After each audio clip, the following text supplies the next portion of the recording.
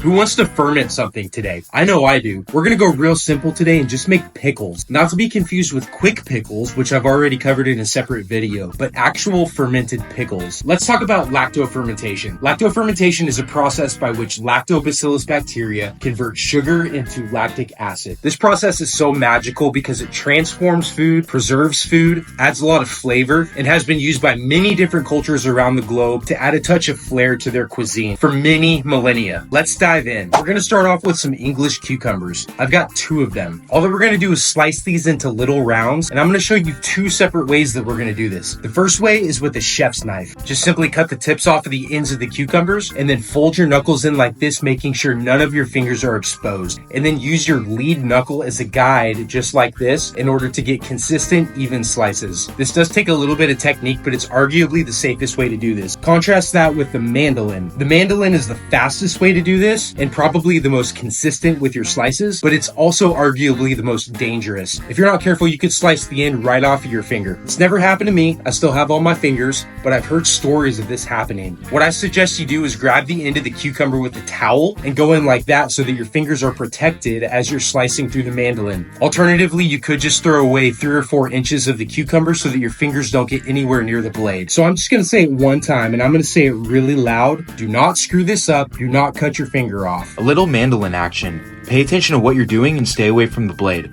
Firm grasp, confident, complete, strong strokes, folks. And toss that end out. I want to tell you guys a little story about Peter. Peter didn't follow my advice. Peter sliced his finger off, and now Peter's going to the ER. Don't be like Peter. We also have 3 or 4 fresh garlic cloves that we're going to smash and peel, some black peppercorns, some mustard seed, and a bundle of fresh dill. Grab a kitchen scale and put a jar on it. Zero it out. Fill your jar with your cucumbers, garlic, dill, black peppercorns, and mustard seed. Take note of the weight in grams of the ingredients. Then cover your cucumbers with filtered or bottled water. Note the combined weight of the ingredients and the water, then take this number and multiply it by 0.03.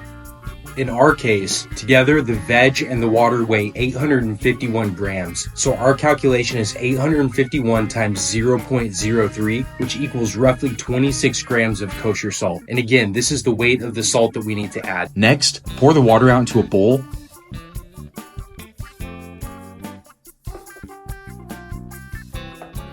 Add the salt into the water.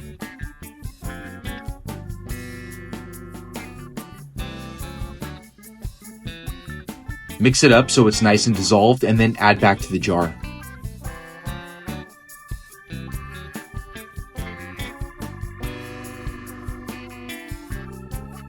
The next step is to make sure everything stays submerged. I have these fermentation weights that are my favorite way to ferment stuff. I'll leave a link in the description below if you want to purchase some of these off of Amazon. One major key component to healthy lactofermentation is making sure that everything stays submerged in an anaerobic environment. The second key component is to have a healthy salt ratio. If everything stays submerged, number 1, and your salt ratio is on point, number 2, you should be fine from a safety standpoint. These steps are very important to prevent growing things like botulism or mold.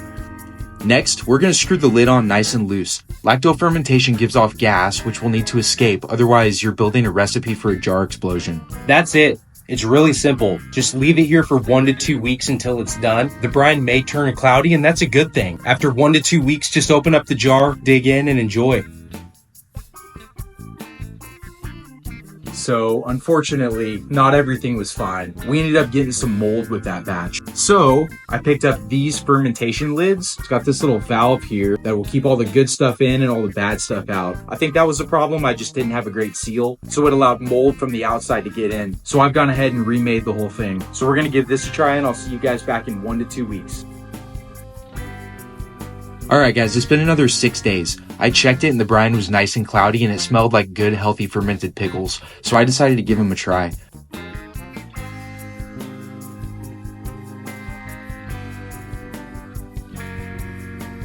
Oh yeah, can't beat that. Super crisp and acidic, but not really vinegary like what you get from a quick pickle. It's just a different flavor profile that really hits the spot. Can't wait to try this on some burgers. When they're done, just simply screw the lid on and store in the fridge.